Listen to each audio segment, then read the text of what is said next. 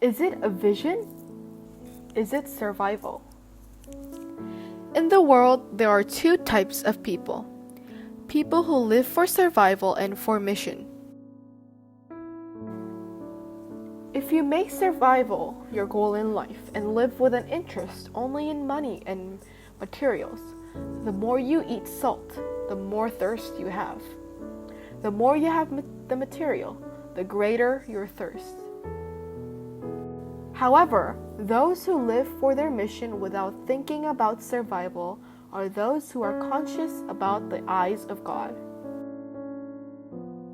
Look at the birds of the air. See how the lilies of the field grow? God promises us to take responsibility for us if we only take steps of faith. John the Baptist, a man of faith who lived for a mission in the Bible. How did he understand his identity? I am the voice of one calling in the desert. Make straight the way for the Lord. John chapter 1, verse 23. When a sound is given meaning and becomes a language, the sound disappears in the air, but the meaning remains.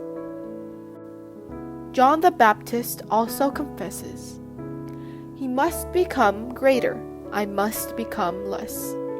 John chapter 3, verse 30.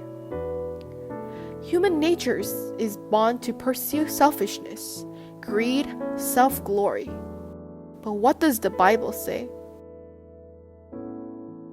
If we live to the Lord, and if we die to the Lord. So whether we live or die, we belong to the Lord. Rome chapter 14, verse 8. A person whose survival is the goal of his life becomes pride or suffers from a sense of inferiority because his point of view is fixed to himself or to compare with others. However, those who live for their mission are conscious of God, are not proud, are humbled, are not suffering from inferiority, and have a sense of self-esteem. Therefore, a Christian must think about how God will be glorified at the time from God's point of view, not from his own point of view in times of glory, joy, anger, and despair. Everything that does not come from faith is sin. Rome chapter 14, verse 23. O. Henry wrote this in his book, The Way of the Heart. Why are Christians today easily swept away by the waves of the world? It's because today's Christians have no self-confidence of who they are. Christians have God's promises. But seek first his kingdom and his righteousness, and all these things will be given to you as well. Matthew chapter 6, verse 33.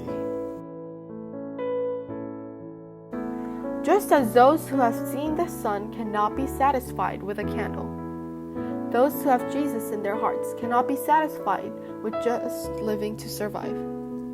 It is because the desire to live for Christ lies in our heart.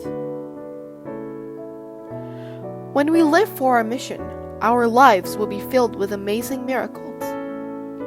What should I prepare or choose to do to glorify God? We hope that all the decisions you have to choose will be made in terms of your mission, not your survival. Next time, we will study Vision Space 3. Thank you.